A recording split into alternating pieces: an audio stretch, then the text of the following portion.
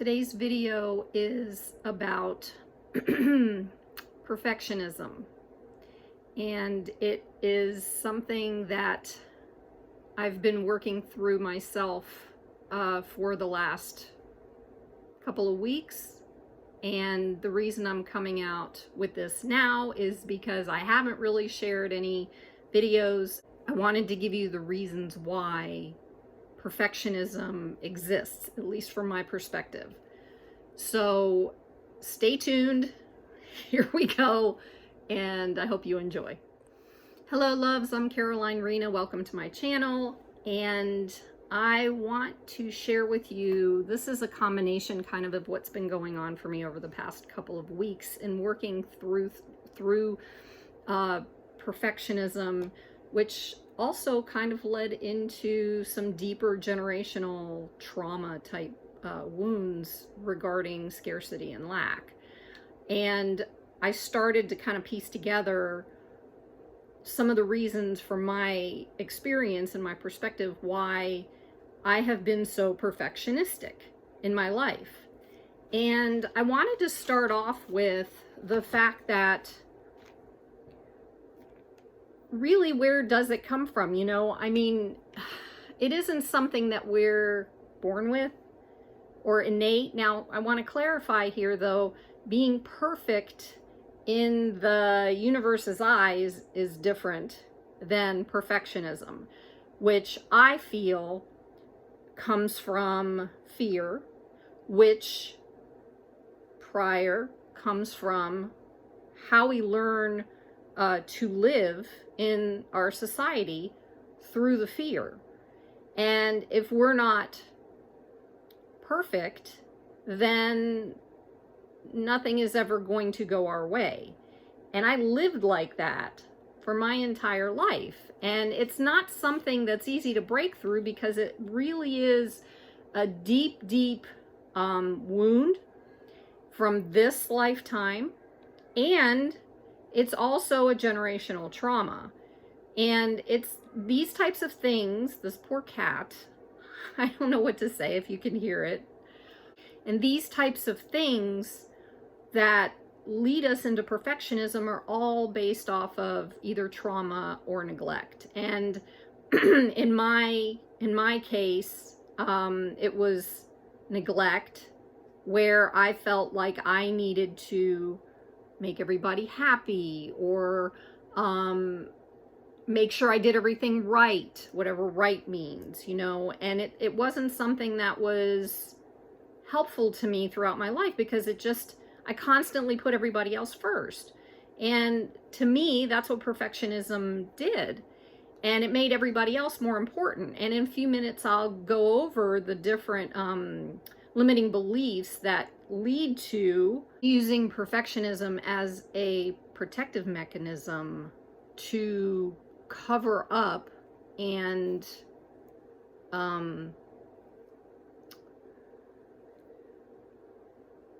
think that we are helping ourselves by being perfect, and making sure that everybody else sees that it's that way. And again, it's a fear-based thing, because when we're in it's a fear-based thing because when we're in these protective modes, these protective mechanisms, we are covering something that we have buried. And the point behind the work I do is to uncover those things so we can release them and become free in our lives and become more expansive and awakened and move into a higher vibration that the planet's actually going through. And as we release these denser, lower energies of shame and fear and depression and anxiety and any of these things, we're not meant to be that way. However, at the same time, we came onto this planet to heal that as souls. And as we continue to release these emotions and these energies, we raise our vibration and we awaken and we begin to recognize the truth of who we are. And what's interesting is that we have been taught as a society, at least my generation, the younger generations now are learning that emotions are actually okay. At least most of them are. Some, I'm sure, are still going through that old process. But what's interesting is that the more you understand about emotions, the more you understand about what is holding you down in perfectionism. And emotions are just supposed to be energy in motion, but that's not what happens when we lock it down into our nervous system and our physiology, our muscles, which cause dis-ease and health problems and mental problems and frustration and anxiety and all these different things. And what's important to understand is where it's coming from, the types of things that these lockdown emotions are causing, and how you can get through this. Because the getting through part obviously is really not, it doesn't come that quickly, I'll tell you that. And when it does, when you start to get these aha moments and these awakenings, it all comes from awareness. So it's all stemming from this space that once you are aware of what's going on with you, everything just starts to open up. And that's what I would like to see happen for you, or you wouldn't be here. For me, one of the things that caused this perfectionism was my need for safety. Like, I wasn't nurtured as a child. I never felt like I was protected. It was the only thing that I could do to make sure that someone would love me or someone would take care of me. And some things, you know, I mean, I went through some things where I had, even at 6 years old, I had to take care of myself in things that a 6-year-old should not be taking care of themselves with. I just remember these things. It's like, I am trying so hard to make my mommy happy that she will take care of me. What is that? I mean, that's not natural. And it's not a blame on mommy. It's a recognition that the way things have been going for so many generations locked us into this space. And we, at this time on this planet, are here to break through these generational patterns. That's all we're here for. And when we get these feelings of anxiety and depression and anger and all this stuff, all it does is gives us an opportunity to awaken ourselves and to bring ourselves into this higher vibration. And when you are in a space where you feel like you can't get out of, or you don't know how to move forward, or whatever that looks like for you, what happens, at least in my perspective, is that you start to go inside of you and you're like, I don't want to go in, but I don't want to go out. And this, oh God. And it's exhausting. It's trying to figure all this stuff out, but it's not stuff to figure out. It's stuff to let go of. It's stuff to be aware of, stuff to let go of.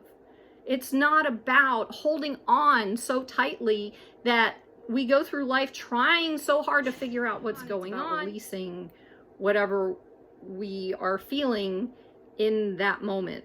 And when we're feeling that way, it's like a GPS. It's like a guidance system for us. It's like an awareness. It's, hey, there's something you need to work on, and here it is. And for me, again, this last couple of weeks has been about perfectionism, which totally led into a place where I didn't expect, generational trauma. And I can get into that other piece the next video, or in an upcoming video, because that leads into this whole abundance and scarcity thing, which I was blown away by last night by what I found out. But anyway,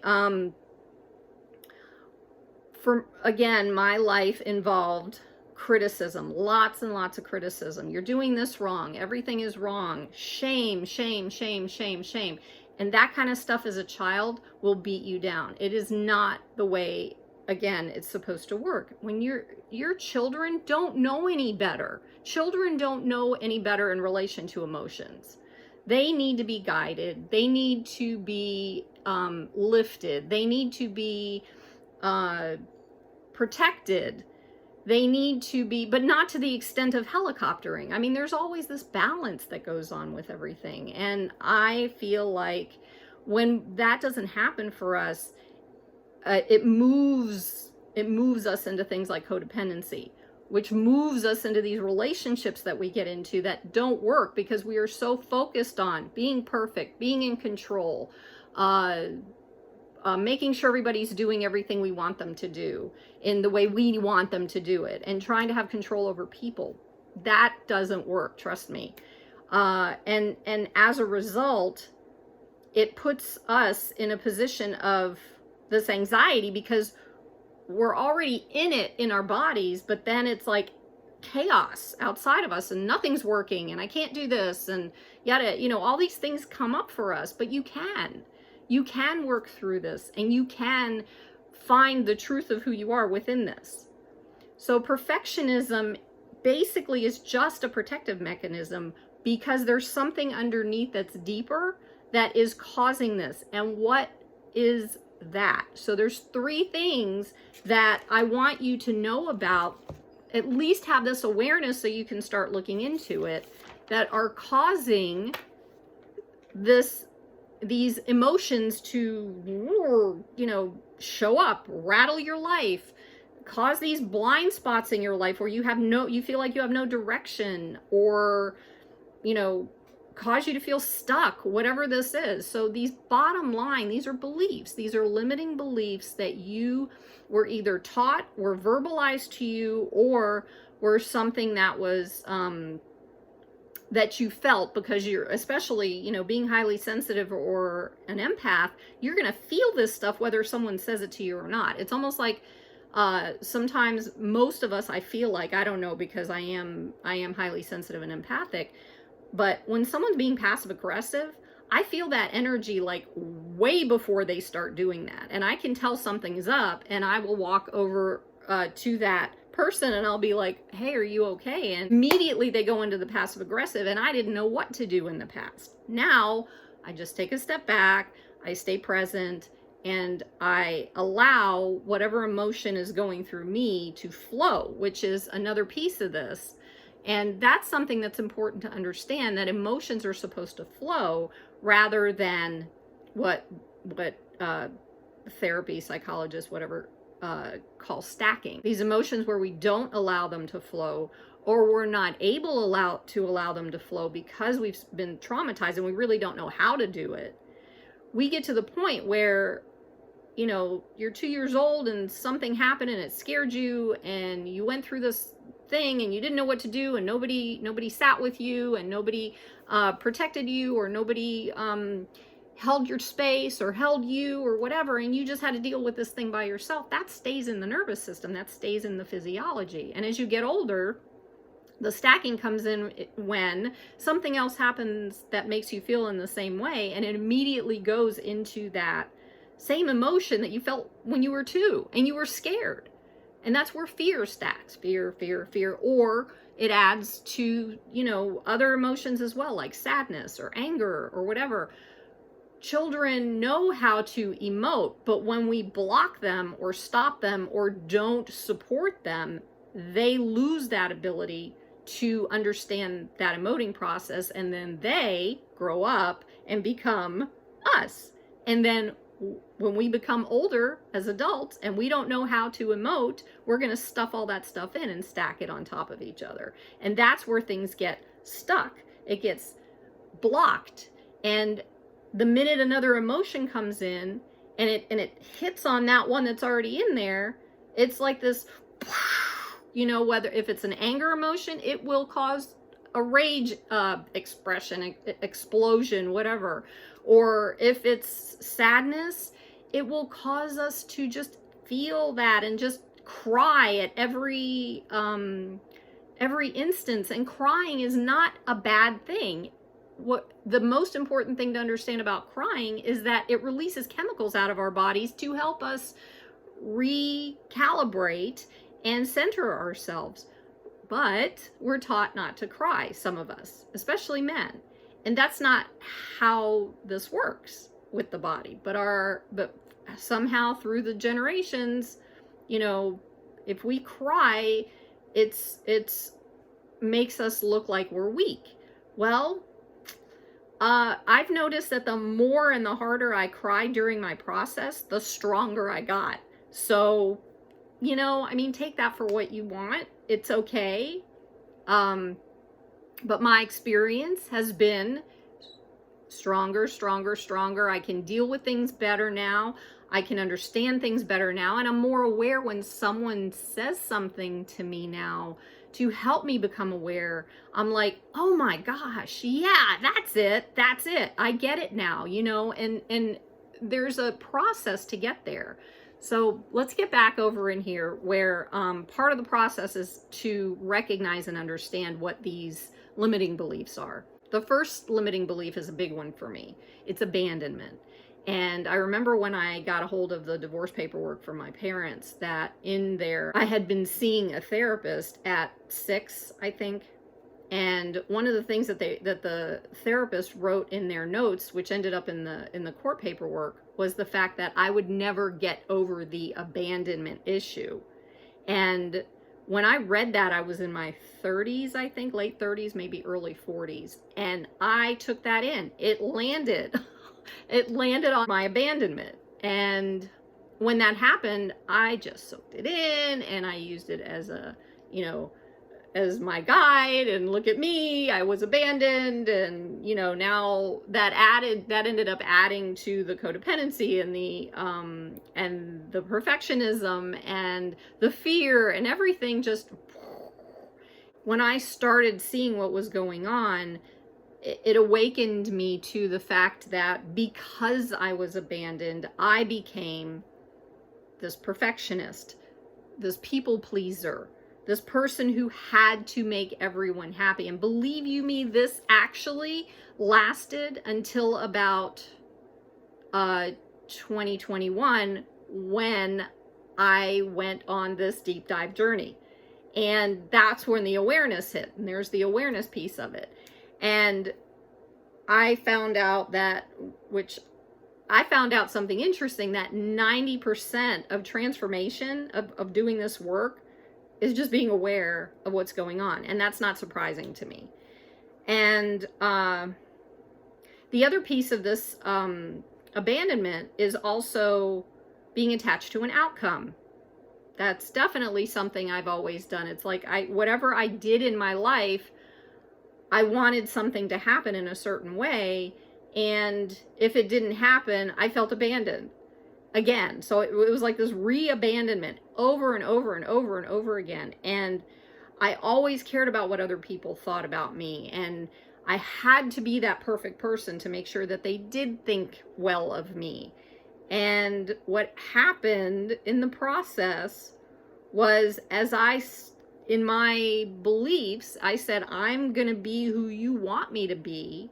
I ended up abandoning myself. And when that occurred and I recognized that years later, I knew that I needed to do something about it, because I started to see it in relationships around me. You know, I was needy, so I attracted neediness. I needed someone to be there for me, to protect me and do this, because I didn't get it when I was a child.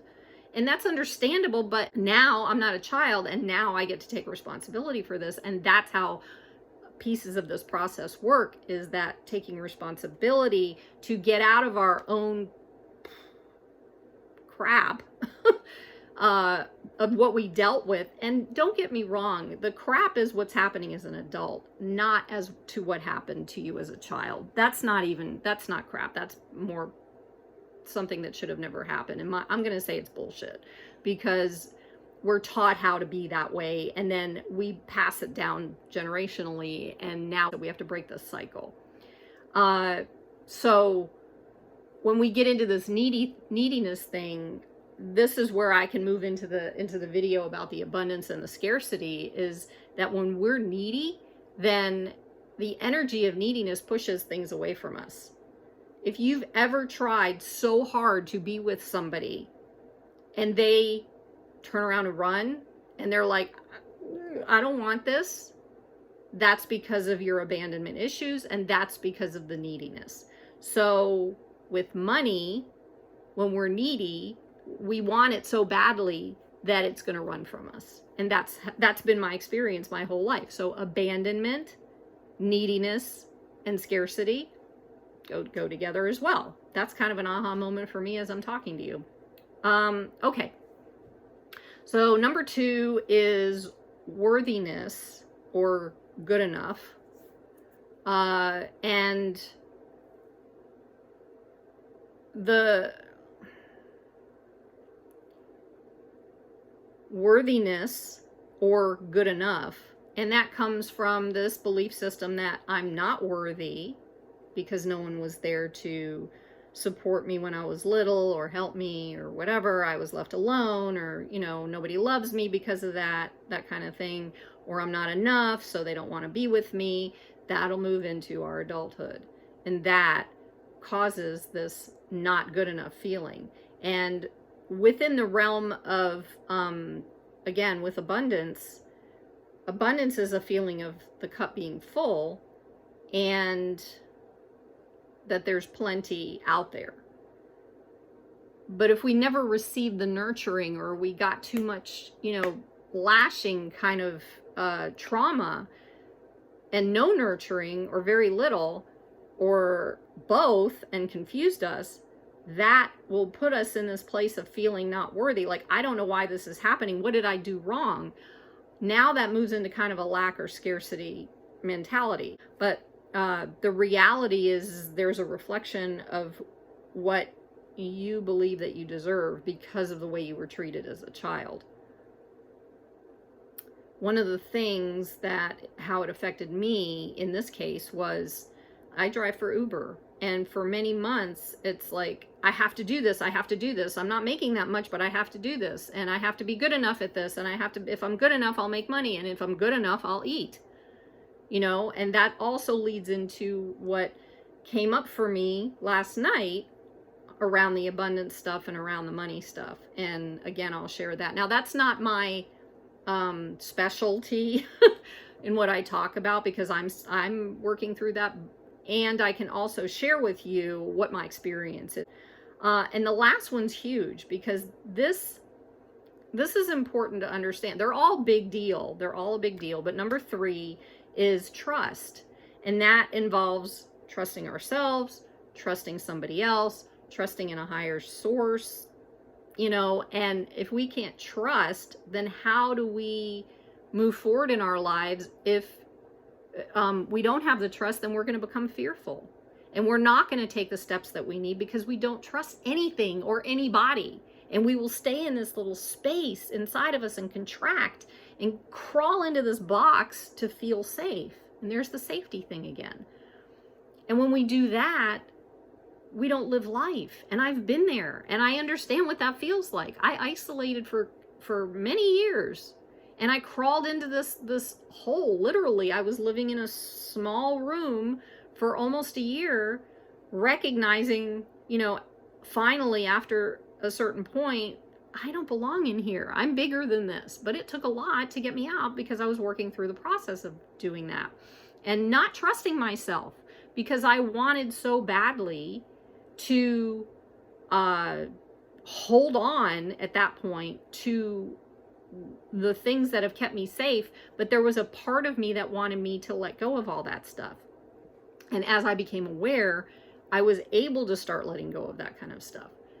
I did it on my own. It took a long time. It sucked because I didn't feel like I had any support. And what I'm always going to recommend is that you have someone that can hold your space. Whether, it doesn't matter, you know, I mean, I do the work, and you get to find someone like me or me who can do this for you, because it's so much easier when someone is there to guide you and support you and help you with these awarenesses, right? So, as far as trust goes, in this case, there's also an attachment to an outcome, because we're so forward focused, and we're focused on, you know, this piece, and we're like, it's almost like a vigilant focus that we want this thing to happen. I want the money, I want the job, I want that relationship, that the outcome is the focus. And we don't trust ourselves to get there, and then nothing happens. We stay stuck. What I want you to know is that these things that are occurring in your life are happening for you, not to you. The recognition of the emotions and feelings and these words, like for me, because I'm a writer, I get these words and I'm like, oh, now I understand what's going on. So when perfectionism popped in, I was like, oh my God, now I get to look at this. Or one of my dear friends one time told me, my God, you're like so afraid of people. That was back in February. And when she said that, I was like, wow. But that's what I'm saying. It's like the awareness, when the awareness pops in, whether somebody says it to you or not, whether you're going through an experience or not, whether, you're in an argument, or whether something's going on at work and it's just not working. It's all about awareness. The reason I say that, this is a very good example, is of the perfectionism, of the controlling, of the fears, of the feeling not good enough, of the not trusting myself, of the abandonment issues. I had a job when I first came down to Florida, and I was working on a project that my boss, who happened to sit behind me because it was a startup office, not the business, but the startup office.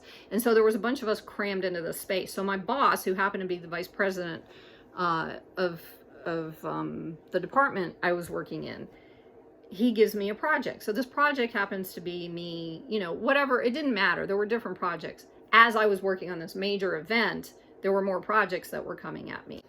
And literally, which I cannot stand because I'm not good at this, and I'm sure most of us aren't, he, every 10 or 15 minutes, well, so how far are you along? Micromanagement is not my thing. When you give me something to do, and I will figure out how to do it or run with it or whatever, but micromanagement is not my style. So he did that. He was constantly coming behind me every, 15 minutes, half hour, whatever, asking me what's going on. And I'm like, oh my God. And one day he had done that a few times, and I could feel my heart rate go up. So this is where I'm talking about where stress and anxiety and emotions that are locked in will cause health issues.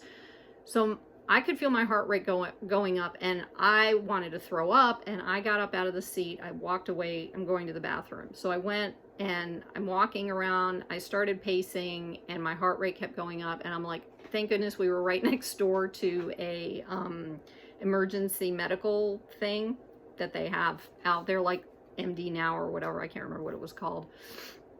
And so I went over there and I said, hey, can you take my blood pressure? I'd really like to know, because there's just some stuff happening and I don't know what's going on. So they took my blood pressure, and it was 180 over 120. Now, are you willing to go through your life dealing with stuff like this for your blood pressure to go up that high? I got to the point in that moment, and this was the first time I'd ever done something like this, where within 2 seconds of me finding out that my blood pressure was that high, I said, thank you. I turned around, I went back to my boss, and I quit. I gave him a 2-week notice, but I told him my blood pressure is 180 over 120. I cannot do this work like this, and I am quitting. And it was the first really brave step that I'd ever made. And this was back in 2016. So this was way before a lot of the things I've been breaking through. But that was that first time that I ever stood up for myself with my health and said something. And then I started to recognize what all these energies and what all these emotions and what all these things were doing in my life to my body. And I wasn't going to have that. So anyway, I wanted to share that because I think it's important to understand what happens when we keep these emotions stuck in our bodies. Now, through meditation and breath work and journaling and other different things that I do, I have not had that happen. I mean, it'll come up, but now I recognize and I'm like able to breathe my way out of it. So for you, you know, I mean, keep going. Know that you're not alone. Know that the most important thing is awareness, and then letting go of these things that that you've been holding on to. And for more information, for more guidance, you can subscribe below, above, whatever, to my YouTube channel. And also, I have just started a weekly Zoom call called Conversations with Caroline, and blind spots, how to, I can't even remember the name. It's about your blind spots and how to get out of the blind spots and move forward and get unstuck. So I'm going to be doing those every Tuesday at 7:30 p.m. Eastern Daylight, and I'm going to be doing them until the end of August. And this is just an opportunity to find your blind spots, which stuck emotions will cause, and allow you to start working through some things. So you're more than welcome to join me there. And I'm trying to think if there's anything else. If you want to, I also have my my Instagram and my Facebook and my website below in the description. So, you know, if you resonate, great. If not, great. And I hope you enjoyed this video, and I look forward to the next one. All right. I think that's about it. Peace.